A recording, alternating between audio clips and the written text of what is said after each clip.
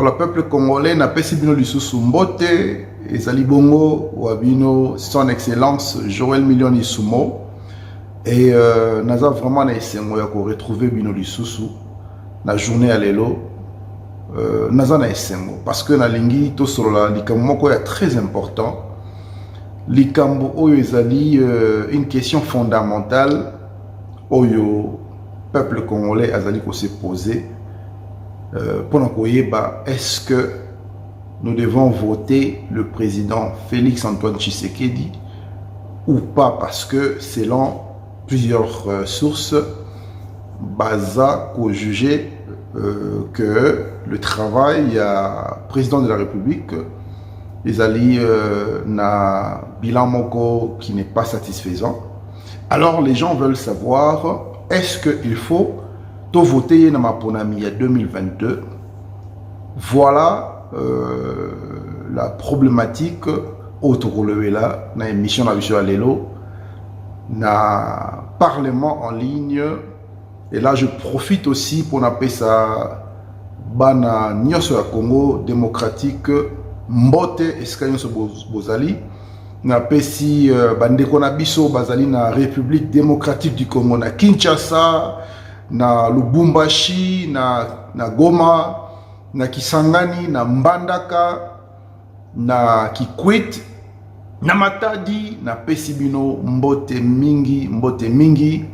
Et là, je ne peux pas oublier bande konabiso aux États-Unis d'Amérique, bozana Dallas, bozana Washington, bozana New York, na Chicago, na Pesibino, bambote ebele, bozali na France, na Paris, na Orléans, na Lyon, na Pesibino bambote ebele, bozana Belgique, bozana Allemagne, bozana Angleterre, na Londres, na Pesibino bambote ebele, bozali na Australie, na Sydney. Tout ce qui m'appelle na bino mingi, to Pesibino vraiment, ba salutation, lisusu, ebele. Bozana Chine, bozana Afrique du Sud, na Johannesburg, na Durban, na Cape Town, na Pesibino, bambote ebele. Alors, to bosani pete, bande konabiso ya Canada, ya Brésil, to Pesibino, bambote ebele. Alors, revenons à la grande problématique. Tozonge la maman na likambo na biso, comme je l'avais dit, le peuple voudrait savoir si il faut voter président Félix Antoine Tshisekedi en 2023 ou bien si il ne faut pas lui voter. Mais avant de répondre à cette question, on a dit que to meka un peu en arrière, to un peu moi moke na sima, parce que bateau bazali na mayele na boanya esengeli bazala na capacité ya ko réfléchir, ya ko raisonner malamu avant de répondre na question ya motindo oyo. Vous savez, lorsque ce monsieur est venu au pouvoir, personne n'a cru en lui. Personne ne pouvait même croire que Félix Antoine Tshisekedi, le président actuel de la République démocratique du Congo, pouvait faire ce qu'il a fait, ce qu'il a accompli, ce qu'il a réalisé aujourd'hui. Et il a fait beaucoup de promesses. Félix Antoine Tshisekedi a pesaki peuple congolais ba promesses ébélées. Mais parmi lesquelles, j'aimerais mentionner ici l'état des droits. Vous voyez que Mboka Nabiso RDC, la République démocratique du Congo, est commis parmi les rares pays d'Afrique Oyo. État des droits est instauré. Et tout le monde bongo une succession des événements. Tout le monde qui le directeur, il y a cabinet, il y a Félix Antoine Tshisekedi qui était Vital Kamerhe, qui a passé le temps en prison. Et personne ne pouvait croire que dans l'histoire, il y a RDC, un directeur à cabinet pouvait être arrêté. Mais les faits sont là. Directeur à cabinet, il y a Félix Antoine Tshisekedi, Vital Kamerhe était arrêté. Et il y a aussi un autre problème.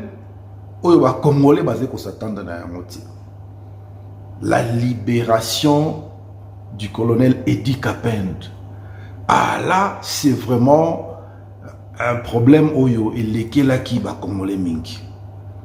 Personne ne s'attendait à ce que Edi Kapend pouvait sortir. Personne ne pouvait croire que Edi Kapend a libéré. Mais c'est une promesse que Félix Antoine Tshisekedi a pu réaliser au peuple congolais.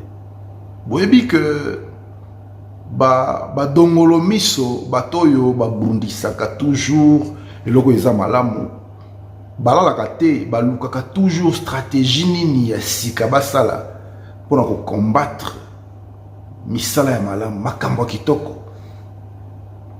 Le président avait promis la gratuité de l'enseignement. Vous savez, c'est un projet que moi personnellement j'ai aimé.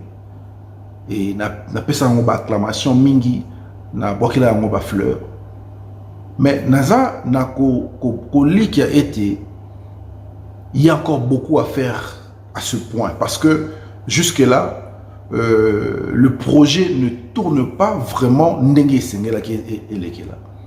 Mais je sais que dans la cuisine interne, le gouvernement congolais avec ses partenaires et ses collaborateurs Bazako travaillait là-dessus pour se rassurer que ce projet et les Kabongo n'a se réaliser en bonne et due forme. Et je suis vraiment sidéré, je suis vraiment étonné, il y a comment que le peuple congolais, après avoir comment que le président de la République Azako Tambola la Bamboka dans la province pour na ko bongisa bongo nzela na na Italie ma ponami na 2023 oyazakoya. Le peuple se pose la question, est-ce qu'il faut voter Moutouya Lolenge Oyo to il ne faut pas voter. Parce que dernièrement tout le monde a dit que il y avait une collaboration qui a été établie entre la police et l'armée ougandaise et rwandaise qui devait venir faire un travail dans Katia RDC. Et le peuple n'était pas content de ce fait, du fait que Rwandais na Ougandais bazalaki na Katia territoire congolais sur les sols congolais pour faire un travail que les Congolais sont capables de faire.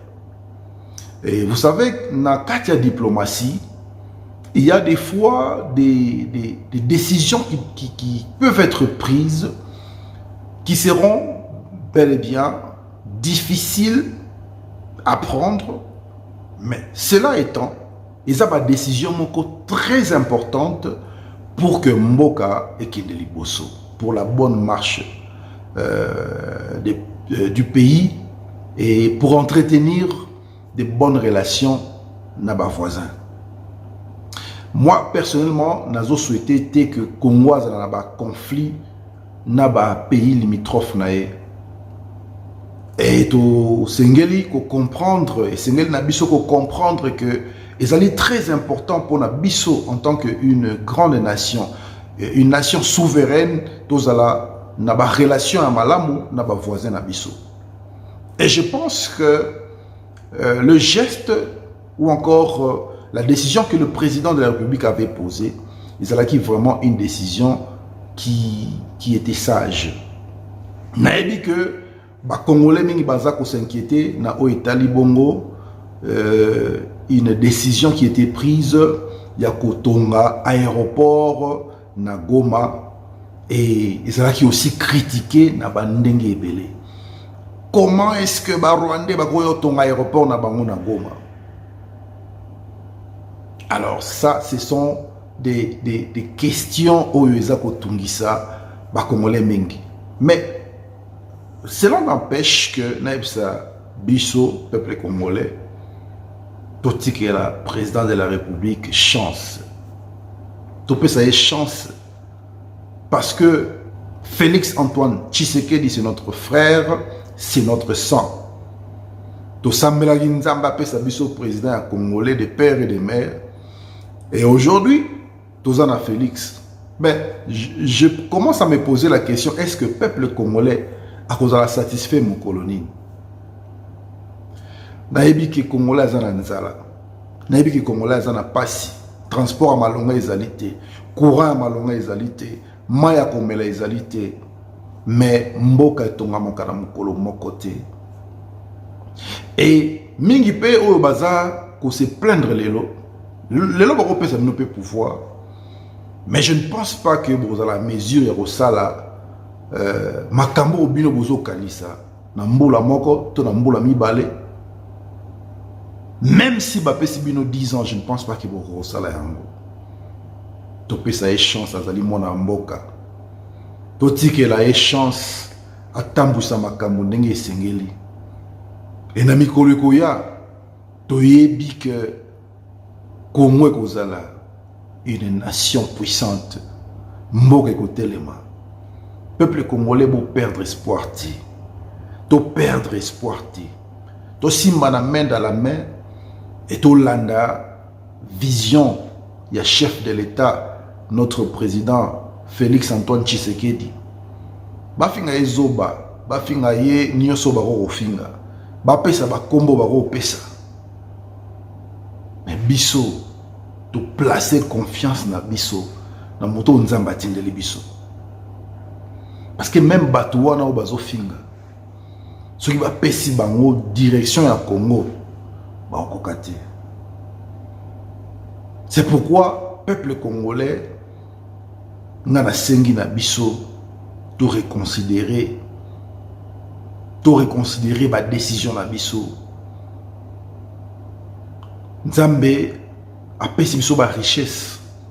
Et puis a pesi biso un président qui met les intérêts de la nation en premier lieu. Et c'est pourquoi on a ligné vraiment on a bêta cité na masolo na biso alelo pour na kolobake congolais fungola misu longo na distraction banguna longo na distraction ya makambo ezatina te. Longo na distraction parce que mboka la biso zo kende quelque part. Et si to zui là, to zo kende quelque part. Et na yebi que dans quelque temps, na mikolo ezoya, beaucoup monde a réellement un changement. To komo na biso nyoso les changements to zo luka. To yebi que situation na est na ne se stabiliser ti. La situation à l'est du pays, ça reste critique parce que état de siège ezali toujours, bande konamso bazo kufa toujours, ba maman na biso bazana insécurité, ba na biso bazana insécurité, mais toza na kondima que situation na est et qu'on va stabiliser grâce ya musala makasi pe monene o ba FARDC baza kosala. Boyebi peuple congolais, vraiment, il faut tout changer dans nos façons de ça là. Tout personne n'a pas confiance dans les soldats na biso. Tout soutenir bango, tout motiver bango parce que basa bateau bazu ba risque, ba ndimi batia vie na bango en danger pour nous défendre ma belle mboka. Et sous le haut patronage du chef de l'État, yangwana na sengi vraiment na ba congolais. Tout soutenir le gouvernement actuel, tout soutenir l'effort du chef de l'État, tout soutenir l'état de siège. L'état de siège pour continuer aussi longtemps qu'il n'y aura pas de sécurité dans l'Est et en Mboka. Et qu'on continue toujours. Alors, pour na yonde ko se poser la question, est-ce que dans 2023 on a voté nani? Est-ce qu'il faut voter bato ngambouana? Est-ce qu'il faut voter bato à côté oyo? Mais binomo bomonaki dernièrement bato bazai ko pesa peuple congolais espoir soi-disant que baza ba opposant. Mais bomonaki côté bakendaki bomonaki ma bongisho salamaki. C'était vraiment regrettable de voir que Bakoro et c'est pas ça qui et vanda qui vraiment voilà monter na mete ma ba congolais. Bon mona qui Martin Fayulu na Adolphe Mozito bakoro basala qui na bato FCC na bato PPRD. Mais moi je peux vous rassurer que Mboka na biso na ne koufité. Mboka na biso et ko koufara pe jamais.